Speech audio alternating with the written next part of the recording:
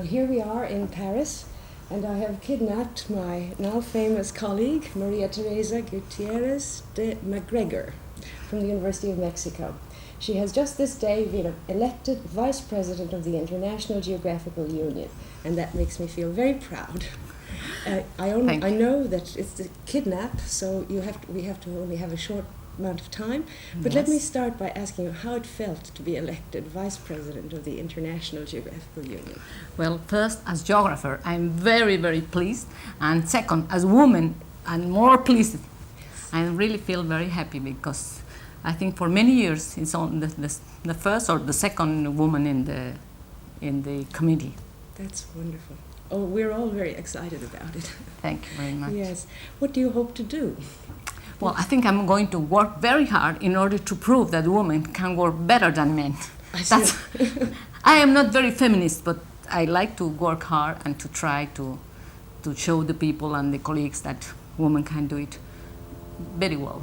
That's wonderful. And there are many projects, I'm sure, that you Yes, there are many. Well, I didn't know that it will be, but now I think I have to think a little bit more carefully and to try to work a lot, especially for the developing countries. Yes. Wonderful. Well, call on us, if we can help in any way. Yes, I will. Okay. Now tell me, how did you come into geography? Tell me where you come from and... Well, I come from Mexico. Mm-hmm. I was born in Mexico City, and since I was very child, I liked geography, but I like it also some other subjects like mathematics and architecture, for instance. I like it very much. But at the end, as you see in Mexico, it's very difficult to being a woman to go to the field trips. Mm-hmm. So I decided to get a different career in which you have a little bit of mathematics and geography, and that's, I think, the beginning of my career. And your particular line within geography became? I am very much interested in urban geography and also in population geography. There are many women in those fields. Well, yes, of course. And I think my inclination for that was first because when I was in London School of Economics, I studied there in, I don't remember exactly the date, I think it was 1962, with Professor Emily Jones. Yes. And so, that's... Population. Yes. Urban population with him. Mm-hmm. And then I came to Paris to make my PhD, and I did it with Professor Jacqueline Bosgegarnier. Alors, that's the reason I am so much interested in all these things. That was before the 3 milliards d'hommes. It was after her first 2 volumes of population. Mm-hmm. That's right. Yes. Oh, that's... And I admire her so much, so I try to follow his steps. Yes. Now, don't get too tired. No, it's... Yes, but from your background, from your childhood upbringing in Mexico, what do you remember as being most influential? What gave you the courage to just go ahead and do it anyway? Well, I think it's difficult to say. I start like this without thinking too much. That I remember that in the high school I liked very much geography. Mm-hmm. I used to have a very good teacher that he always tell us about the different countries and his way of life and things like that, and I thought it was very interesting. And since then I try to travel all the time with my husband all over the world, so I have tried to go to all the congresses I can, first with the Congress of Geography, and then to the other congresses of my husband's, that he was, unfortunately he died a year ago, but he was entomologist. So we work together all over the world. Mm-hmm.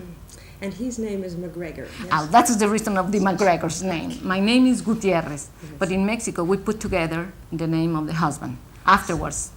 So it's Gutierrez de Macgregor. And I always joking with my husband, saying that the Macgregors from Mexico comes from the pirates of the Scotland. They were pirates.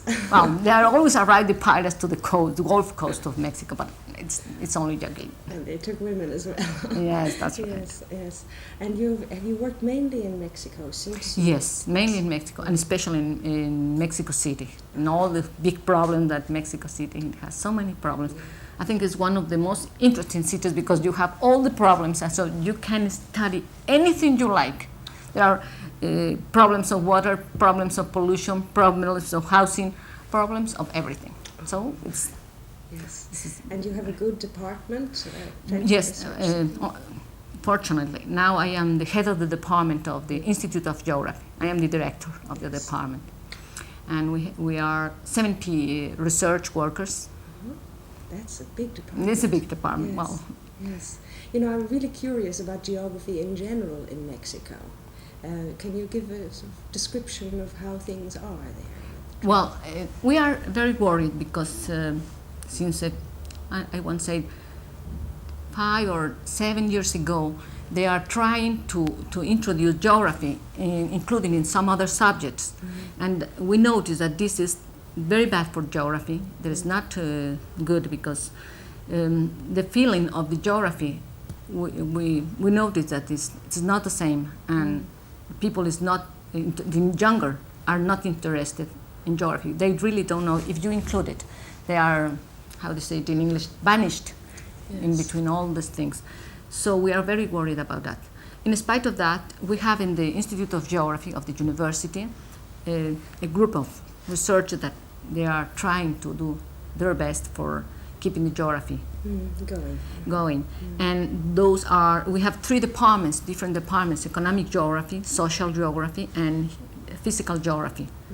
So we have divided like that. Are they quite distinct? Is there any overlap at all? Well, now it's quite distinct, but we are trying to overlap and to try to work all together, at least in one theme or in one region. But it's difficult. We are very always working a little bit alone. Yes, it is a big. And you get many students? The research is separate from the teaching. So, but all the research workers we always teach in the school that is located in the Faculty of Philosophy or Letters. Though we are there, and we have 1,000 students. It's a big number. Yes. Oh, yes. But originally, was the influence mainly French or Spanish? Well, I will say Spanish. When I was in the school, and at the first degree of license, it was one of the teachers that encouraged me. Well, there were 2. One was from Spain, Professor Carrasco. He came to Spain after the war, the civil war of Spain, and he was a very extraordinary man. And then the other was Professor Jorge Avivon. He was Cuban, but he became Mexican. He stayed all along in Mexico, and he tried to develop. I think most of the geographers become involved in that because he was so interested in this subject. And well, I think it's mainly. And afterwards, I came to England. So then the influence was of the side of the English people, and then afterwards I came to Paris, and I think I have both influences, but 3 with the Mexican and 4 with the Cuban. But the Cuban is more Mexican. Well, that's a rich background, many different streams. I think it's very interesting if you have different views. Yes. But now you mentioned initially that you had hopes that the IGU could do something for developing societies. How does geography actually help on problems of development in Mexico, if it does? Well, the problem is now the geographers, we are trying to enter into the government, in trying to help the government to solve all the kind of problems. It's difficult, but now there are a few geographers in the different the environments, in the different departments. For instance, we have it in health department, and ministry we call it, in education, in water resources, and in many like those. And well, I think in the future it will very you see that's useful. the direction. That's a more helpful direction, you think, than working directly with the people. Well, I think we can have both. Yes. And I notice also that we need a more applied geographer, especially for developing countries. Yes. and learn from some of the mistakes that And I that's made, right. maybe. And Yes. don't to make the same mistakes. That's Yes, right. Yes, yes, indeed. And to try to find methodologies for our own experience. Yes, yes. I must ask you this question, because if I don't, then my women colleagues will charge me for having neglected it. Do you think that women have a special contribution to make to geography? Well, I will say that in Mexico, yes. Mm. It's funny, but in Mexico, until a few years, it was most of the students were women. Uh-huh. Yes. That's extraordinary. And well, a few years ago, this has been changed a little bit, but there are a lot of women. And I will tell you, in the Institute of Geography, most of the directors have been women, except I see. 2.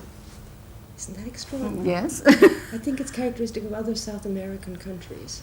Well, I don't know in some other cases, but in Argentina also, well. I've heard that there were many women. Well- and in Rio, it was clear on the Commission for the History of Thought that all the delegates were women, virtually. I am glad. Yes, you're glad. Well, I meant more than numbers when I asked you that question. You know, I mean, is there a special way of construing things, of conducting research, of understanding the world, which you think women might have?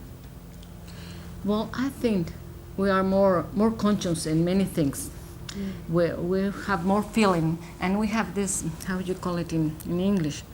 Intuition? Intuition. That's right, intuition. And that helps quite a lot. I think, sometimes how do you go more than for intuition than from something else. Yes, yes, I know.